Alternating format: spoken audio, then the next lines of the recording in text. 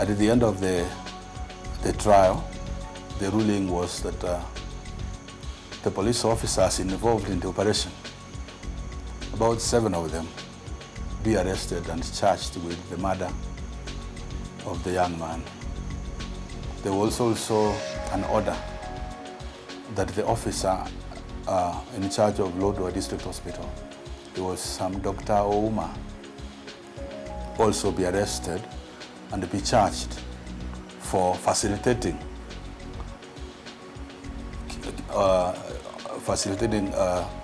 concealment of the cause of death by keeping the body somewhere where it could decompose.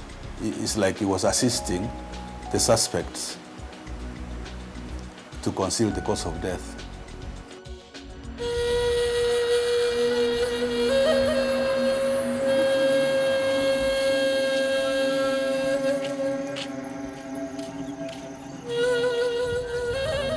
So in the Mount Elgin situation started back in 2002 and Mount Elgin kept being a problem also in 1997. So when in 2005 it started again, several of us in Imlu were saying we better go up there and check what's happening. So we were quite active in monitoring and reporting both the atrocities of the Sabawat Land Defense Force, which was seriously violating the rights of the population, and initially of the police and later the army. I think the people of Mount Elgon had undergone a lot of tribulations at the hands of the Sabawat Land Defense Force. So when the military came, they were actually welcomed by the community. Little did they know that they themselves would fall victim and become target.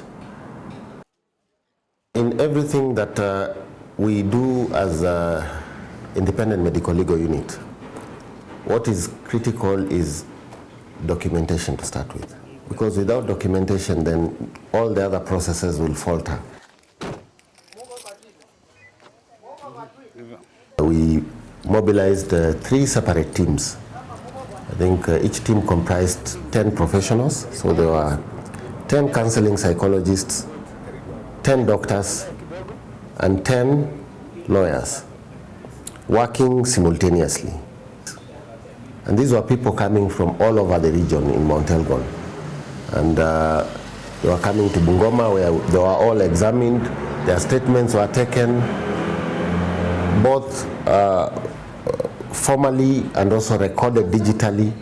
Their injuries were photographed, they were treated, others were being referred to other medical institutions, and the ones that required extensive psychological counseling, then that was done and they were referred to psychological counselors either in Kitale or Bungoma, depending as to where they could easily access. Alafu ya tatu, sehemu hii nilipikwa mateke.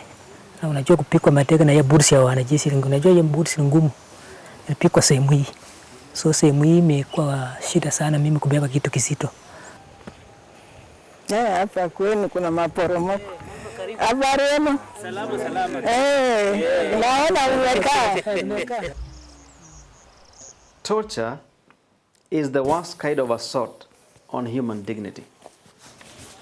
In the last 20 years, actually, for example, trained over 100 doctors over time who have skills now to document torture very well. We have trained about 25 trauma counselors who work with us based in Nairobi and other areas. We have trained lawyers who are based all over the country who support us.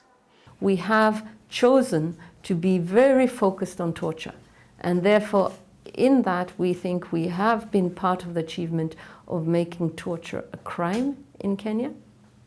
We have been part of pushing for an independent police oversight, for police reform, prison reform. We have been very much now on the coroner's bill to be sure that people are examined for unnatural death. So I think one of our achievements is bringing it out into the public domain that we look at the dead to serve the living. we have been able to make a contribution to ensure that we have broken the silence.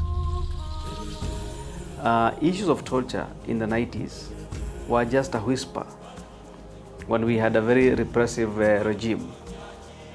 But we were able to speak out and indicate that torture exists in Kenya. The media have said no to torture. They have continued to increasingly report on torture and other forms of ill treatment of citizens. And Kenya has actually confirmed that under no circumstances will the country allow torture by ratifying the UN Convention Against Torture to address this scourge of torture. We do need to see a political will from the highest level in terms of declaring that torture is unacceptable and these are the mechanisms we are going to use to address torture.